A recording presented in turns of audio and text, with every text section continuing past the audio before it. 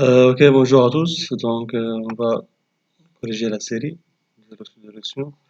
Dans l'exercice, c'est les équations chimiques. Donc, il demande d'écrire les équations chimiques amidés acides pour calculer les constantes d'équilibre des réactions mettant en jeu les couples dans les espèces suivantes. Donc, PbO2 avec H2O. Voilà, donc il donne le potentiel standard de deux couples. PbO2, Pb2 plus est égal à 1,46. Pour O2, H2O2, c'est 0,77.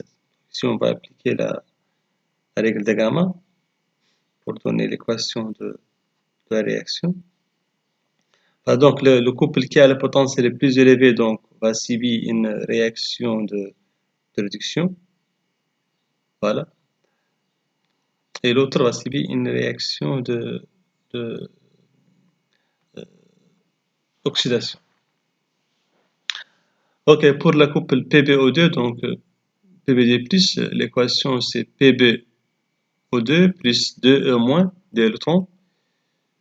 Donc, plus 4H donne Pb2 plus 2H2O. Donc, il suffit de calculer le nombre d'oxydes de réduction pour le plan. Et voilà, et calculer le nombre d'électrons qui vaut 2 électrons. Et pour équilibrer, on ajoute 4H pour équilibrer le charge. Pour l'autre couple, donc, si on écrit l'équation dans le sens de réduction, donc l'équation donne O2, H2O2. Donc, ici, le nombre d'oxydation d'oxygène dans O2 vaut 0 et dans O2, dans H2O2 vaut moins 2, vaut pardon, moins 1, et voilà, donc c'est vaut moins 1, c'est ici, donc c'est vaut moins 1. Donc ça veut dire qu'il subit une, O2 ici, il subit une réduction, donc H2O2, il subit une oxydation. Donc le nombre d'électrons échangés est égal à 2 électrons, et pour équilibrer, donc on ajoute 2H+, pour équilibrer la charge. Voilà, donc la réaction entre PbO2 et H2O2 donc, subit la règle de gamma. Ça veut dire que PbO2 va réagir avec H2O2. Donc, on peut écrire les réactions 1-2. Donc, notre réaction, c'est 1-2. Donc, il donne PbO2 plus H2O2 plus DH+, il donne Pb2 plus O2 plus 2H2O. Bien sûr, il faut toujours indiquer le nombre d'électrons échangés. Donc, on a ici 2 électrons échangés. La constante d'équilibre de cette réaction est égale à 10 à l'absence de nombre d'électrons échangés divisé par 0,06 multiplié par la différence de deux potentiels standards. Donc la valeur numérique donne 2,15 à l'absence 25. Même pour l'autre réaction, c'est la réaction entre I2 et AL.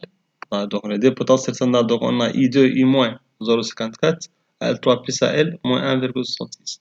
Donc on calcule le potentiel standard. Donc on applique la règle de gamma. Car on a ici la différence entre potentiel standard est une différence très grande, donc supérieure à 0,3. Donc il suffit de comparer le potentiel standard. Donc on calcule le potentiel. Donc on a le potentiel standard de I2 I-, c'est 0,54. Donc cette couple subit une réduction et l'autre couple subit une oxydation. Donc si on utilise cette manière d'écrire les deux équations dans le sens de réduction, pour le premier couple I2 plus D électrons, il donne DI-. Pour l'autre couple AL3 plus 3 électrons, il donne AL. Donc on fait toujours, on calcule, on multiplie par des facteurs pour amener les deux équations au même nombre d'électrons échangés. Donc on multiplie la première par 3 et la deuxième par 2. Voilà. Donc on fait la différence de 3 fois 1 moins 2 fois 2. Voilà, donc on obtient finalement 3I2 plus DAL. Il donne 6I- plus DAL3 plus. Il y a 6 électrons échangés. La constante d'équilibre, donc, c'est 10 à l'absence, 6 c'est 0,06 fois la différence des potentiels standards. Donc, c'est 1,10 fois 10 à l'absence 220. Donc, c'est une réaction très quantitative. Et voilà, donc, la prochaine vidéo, c'est pour la correction de l'exercice numéro 2.